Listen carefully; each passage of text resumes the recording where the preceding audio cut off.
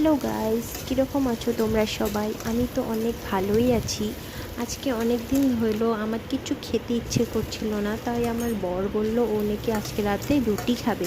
তো যেই ভাবা সেই কাজ, রুটি তো বানিয়ে নিলাম, কিন্তু এখন চিন্তার বিষয় হচ্ছে যে রুটির সঙ্গে খাবো কি। তো ফ্রিজ খুলে দেখলাম ওখানে কুন্দুলি রাখা আছে, তো তাই ভাবলাম আজকে কুন্দুলি আলাদা স্টাইলে বানাই। তো দেখো আমি কড়াইতে পেঁয়াজ, কাঁচা লঙ্কা, আদা, রসুন আর টমেটো দিয়ে ভালো করে ভেজে নুন হলুদ দিয়ে ভেজে নেব।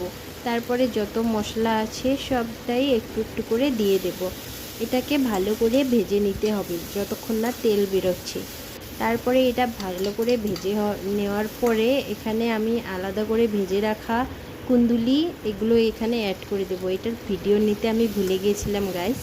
তো দেখো এটাকেও ভালো করে ভেজে নিতে হবে যতক্ষণ না তেল ছাড়ছে। আর এটা আমার ভেজে নেওয়া হয়ে গেছে। এখন এর মধ্যে একটু